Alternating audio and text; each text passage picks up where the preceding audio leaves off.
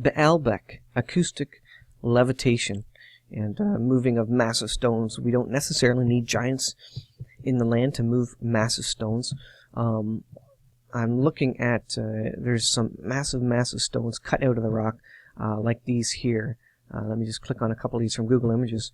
This is from Baalbek, a location in, I think it's Iraq, where this is. I didn't do the background, but there's some massive stones cut out here. And apparently it looks like this moved from somewhere, because, I mean, where's the rock that it was cut out of, right? And so you think maybe there's a whole bunch of Egyptian slaves that maybe moved this with big ropes and stuff. But there's arguments to suggest that there was some there was acoustic levitation involved of these massive stones. And science actually confirms. You can see this picture here. Here's a man, a regular man here, and you can see the size of these stones. So it would be hard to suggest that regular humans could do this just with strength. Let me check out some other ones here. Here's another picture of megalithic enigmas of Baalbek, Lebanon. Okay, Lebanon. This is where they are in Lebanon. You can see they were cutting it out here. But how do they move them? And how do they move them into the walls and structures? Even this one, how did they place this one up, on a tower where it should have been? Largest hand-carved stone block. And we know there was giants in the land. Let me go to this one here. Here's a little people standing here. Here's the big, this is a Baalbek stone. What's it called? The name escapes me, but the name of the tower, anyways. So these are massive rocks they've quarried out, cut out of stone. But how do you lift them up? And again, most people think that thousands of slaves with ropes or something manhandled these things.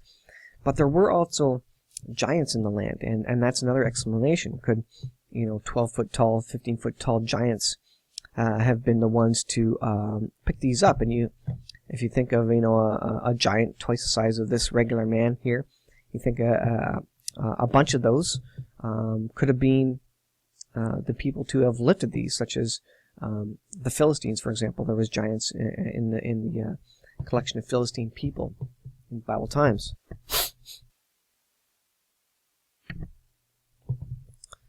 What was it going?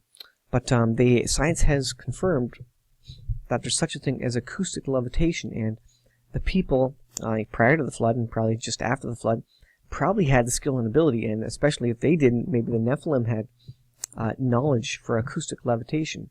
So where am I going with this?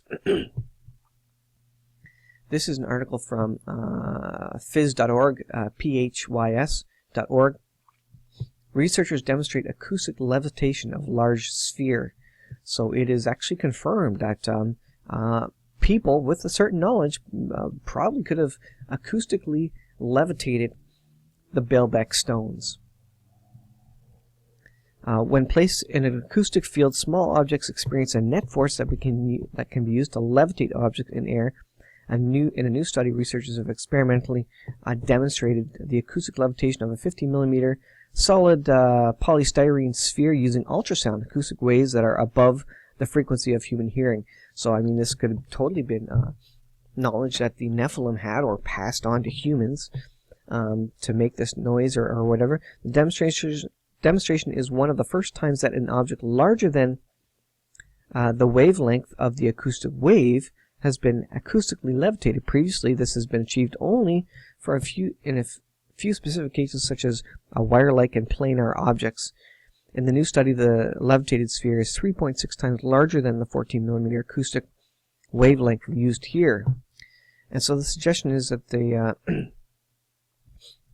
will go on to try and not just do something, stationary in one place, but also lift something acoustically in a 3D space.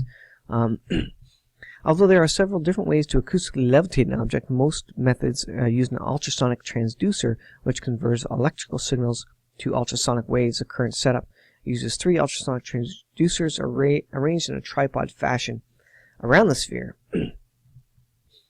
As the researchers explain, the angle and number of transducers can be changed, and this does not interfere with the setup's ability to levitate a large object. The ability to levitate large sphere occurs because the 3 transducers produce a standing wave in the space between the transducers and the sphere. In previous methods, small objects are levitated by being trapped at the pressure nodes of the standing wave, but this is not the case here. So they're, like I say, they're going to try and do it in 3D space. Acoustic levitation and applications for handling and manipulating various materials, such as very hot materials and liquid samples in space. In microgravity, the lower surface tension allows liquid droplets to reach larger sizes than they do on Earth. And acoustic levitation can be used to control and analyze these large liquid samples. So, what I think, at the moment we can only levitate objects at a fixed position in space. In future, we would like to develop new devices capable of levitating and manipulating large objects in air. So look to the Baalbek stones and the massive stones that are there. Let's see, go over to this one here. Here's another image of basically one man standing on these.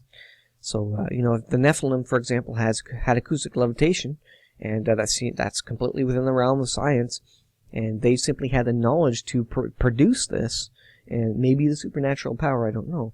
But this to me would be probably even a better, more simple explanation than, you know, thousands of slaves or whatever with big ropes and using logs to roll these things along. It makes a lot more sense that even with giants, it makes more sense that, you know, probably they had more knowledge in that day and age, and you know, entropy is present. We are devolving, and God gave a lot of information and knowledge to Adam and Eve and original peoples, and they had that knowledge, and we've since lost the ability and the knowledge for a lot of things. Did we lose the knowledge and ability for acoustic levitation? I think we very likely did, and to me, that is a great explanation of the Baalbek stones and how those might have been moved in ancient times by ancient peoples. So they didn't necessarily have to be strong, rather there were giants in the land. So anyways, I want to put that out there. Thanks for watching, guys, and I think this is one of the more plausible methods that humans could have moved the Baalbek stones and other massive stones for which we don't have answers. Maybe even the pyramids were built that way, as opposed to long ropes and lots of rolling logs. So thanks for watching, guys. We will see you in the next video.